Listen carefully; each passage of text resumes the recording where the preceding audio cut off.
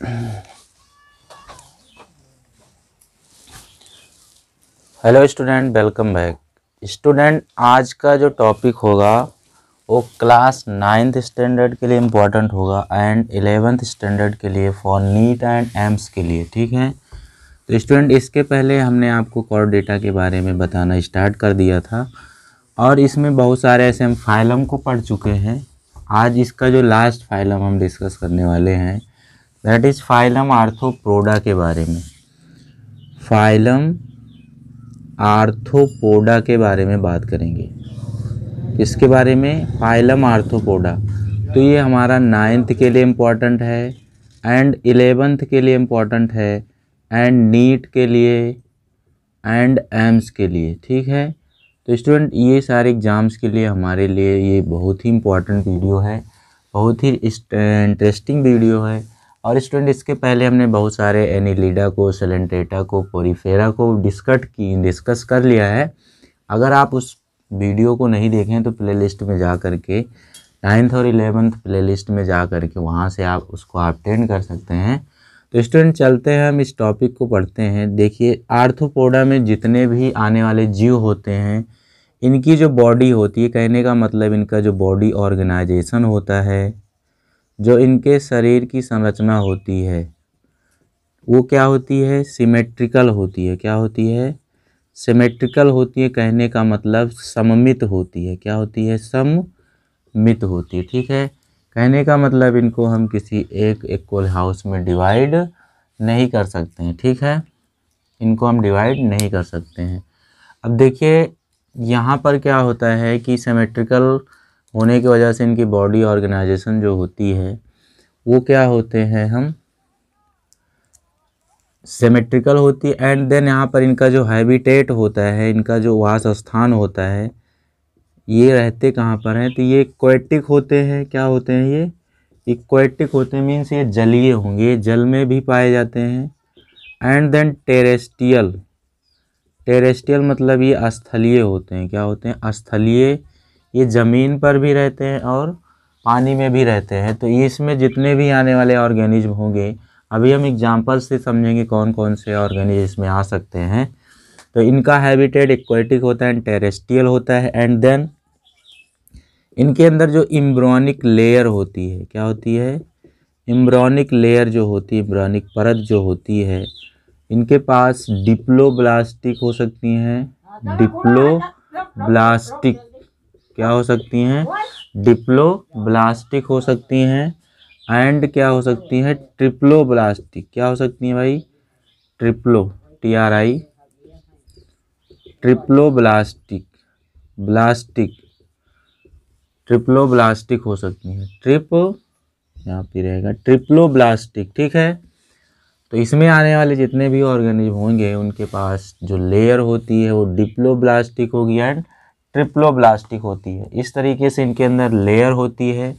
और इनके अंदर जो this organism body divided means इसमें जो आने वाले ऑर्गेनिज्म होते हैं, दिस ऑर्गेनिज्म बॉडी डिवाइडेड, इनके अंदर जो भी जीव आते हैं, जो भी ऑर्गेनिज्म आएंगे, जो भी जीवधारी होती है, इनकी बॉडी डिवाइड होती है हेड में, ठीक है, थोरैक्स में, थोरैक्स में एंड एब्डोमेन में। एब्डोमेन मीन्स इनकी जो बॉडी होगी, सिर अलग होगा एंड वक्ष अलग होगा एंड क्या होगा भाई? क्या होगा? उदर। ठीक है, कहने का मतलब सिर इतना है। अब यहाँ गले से लेकर के आपके यहाँ पर कमर तक थोरैक्स है, उसके बाद कमर के नीचे के पार लेग तक आपका क्या एब्डोमेन है। तो इस तरीके से इनके अंदर जो भी जीव ऑर्गेनिज्म आएंगे उनकी बॉडी क्या होगी? अलग अलग भागों में डिवाइड हुई रहती है, अलग अलग भागों में बटी हुई रहती हैं। ठीक है, तो इस तरीके से इनकी बॉडी होती है। अब अगला अगर हम बात करें दिस ऑर्गेनिज्म, इनके अंदर जो स्केलेटन होता है, क्या होता है भाई? इनके अंदर जो कंकाल होता है, जो कंकाल होता है, कंकाल जो होता है इनके अंदर, जो कहने का मतलब स्केलेटन होता है, वो स्केलेटन बना होता है चिटिन से। किससे बना होता है? चिटिन से, काइटिन से बना होता है।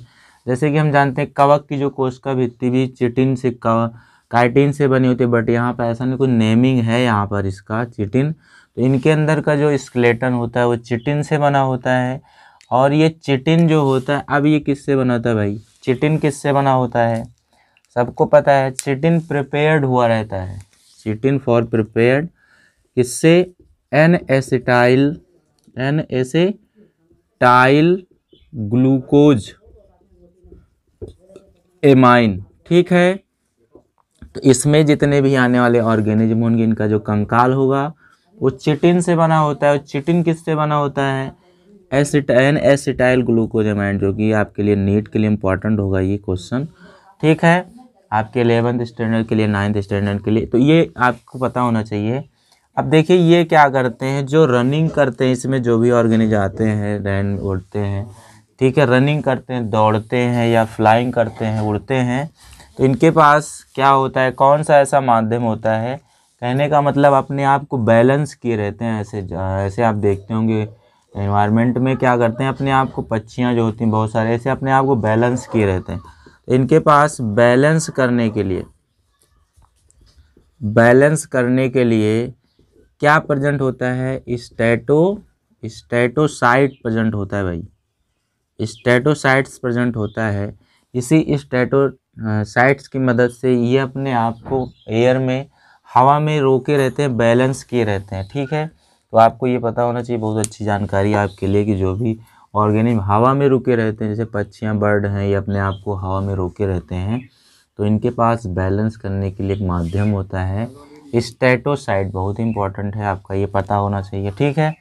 तो स्टूडेंट अब नेक्स्ट है, जैसे कि ह्यूमंस के अंदर एक्सक्रेशन करने के लिए बेस्ट प्रोडक्ट फॉर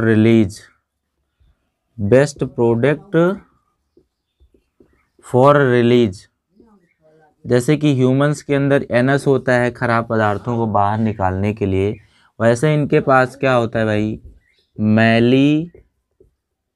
मैलीपिगियन, इनके पास क्या होती है, मैलीपिगियन ट्यूब होती है, मैलीपिगियन नली होती है, जहाँ से ये क्या करते हैं, अपने खराब पदार्थों को बाहर निकालते हैं, ठीक है। अब देखिए इसमें अगर हम बात करें कि ये जो रिस्पायरेशन करते हैं, ये जो अपना श्वसन करते हैं भाई, रिस्पायरेशन श्वसन जो करते हैं, इनके पास क्या होता है, तो इनके पास गिल्स प्रेजेंट होते हैं, क्या प्रेजेंट होते हैं, क्लोम होते हैं, गिल्स मतलब गलफड़े होते हैं, उस गलफड़े के माध्यम से ये क्या करते हैं, अपने आप को ऑक्सीजन को इनटेक करते हैं, अपने आप अंदर ऑक्सीजन को लेते हैं। गिल्स होता है कहीं कहीं, जिसे फेफड़ा, गिल्स मतलब गलफड़ा, सॉरी लंग्स बोलते हैं उसको, तो यहाँ पर गिल्स होता है, जितने जीव ऑर्गन इनको क्लोम भी बोलते हैं, ठीक है, आपको पता होना चाहिए। तो इस तरीके से अब इसमें एग्जाम्पल्स कौन कौन से आ सकते हैं भाई, इसमें स्कॉर्पियन आ सकती है, स्कॉर्पियन, ठीक है, स्कॉर्पियन आ सकती है, बिच्छू आ सकती है, एंड कैंकर आ सकता है आपका, कैंकर तो आपको पता होनी, कैंसर की स्पेलिंग भी ऐसे होती है, बट कैंकर यहाँ पढ़ेंगे, केकड़ा आता है, बिच्छू आती है। अब इसके अंदर कौन सा जहर होता है, स्कॉर्पियन के अंदर, बिच्छू के अंदर कौन सा जहर होता है, आपको कमेंट करके बताना सभी को। अब देखिए अगर हम बात करें रिप्रोडक्शन की, तो इसमें जो रिप्रोडक्शन होता है वो सेक्सुअली होता है, क्या होता है भाई, सेक्सुअली होगा, सेक्सुअली लैंगिक जनन करते हैं, मेल एंड फीमेल की भागीदारी से। तो स्टूडेंट ये था आपका संघ आर्थ्रोपोडा, बहुत ही इंपॉर्टेंट टॉपिक है आपके लिए, 9th 11th नीट एम्स के लिए, आपको यहाँ तक अच्छे से पढ़ना है।